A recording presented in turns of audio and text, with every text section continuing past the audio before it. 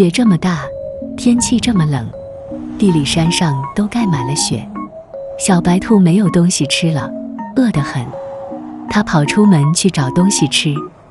小白兔一面找一面想，雪这么大，天气这么冷，小猴在家里一定也很饿。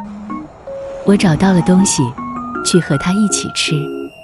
小白兔扒开雪，嘿，雪底下有2个萝卜，它多高兴呀！小白兔抱着萝卜跑到小猴家，敲敲门，没人答应。小白兔把门推开，屋子里一个人也没有。原来小猴不在家，也去找东西吃了。小白兔就吃掉了小萝卜，把大萝卜放在桌子上。这时候，小猴在雪地里找呀找，他一面找一面想，雪这么大，天气这么冷，小鹿在家里一定也很饿。我找到了东西，去和它一起吃。小猴扒开雪，嘿，雪底下有许多花生，它多高兴呀！小猴带着花生向小鹿家跑去，跑过自己的家，看见门开着，他想，谁来过了？他走进屋子，看见萝卜，很奇怪，这是从哪来的？他想了想，知道是好朋友送来给他吃的，就想把萝卜也带去，和小鹿一起吃。小猴跑到小鹿家，门关得紧紧的。他跳上窗台一看，屋子里一个人也没有。原来小鹿不在家，也会找东西吃了。小猴就把萝卜放在窗台上。这时候，小鹿在雪地里找呀找，它一面找一面想，雪这么大，天气这么冷，小熊在家里一定也很饿。等找到了东西，去和它一起吃。小鹿扒开雪，嘿，雪底下有一颗青菜，它多高兴呀！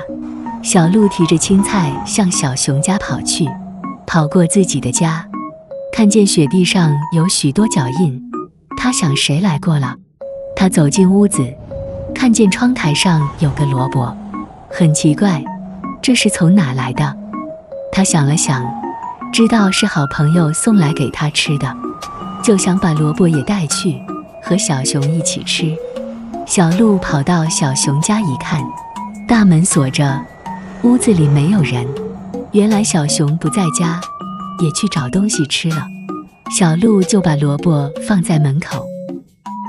这时候，小熊在雪地里找呀找，它一面找一面想，雪这么大，天气这么冷，小白兔在家里一定也很饿。我找到了东西，去和它一起吃。小熊扒开雪，嘿，雪底下有一个白鼠，它多高兴呀！小熊拿着白鼠向小白兔家跑去，跑过自己的家，看见门口有个萝卜，它很奇怪，这是从哪来的？他想了想，知道是好朋友送来给他吃的，就想把萝卜也带去，和小白兔一起吃。小熊跑到小兔家，轻轻推开门。这时候，小白兔吃饱了，睡得正甜哩。小熊不愿吵醒它，把萝卜轻轻放在小白兔的床边。小白兔醒来，睁开眼睛一看，咦，萝卜回来了。他想了想，我知道了，是好朋友送来给我吃的。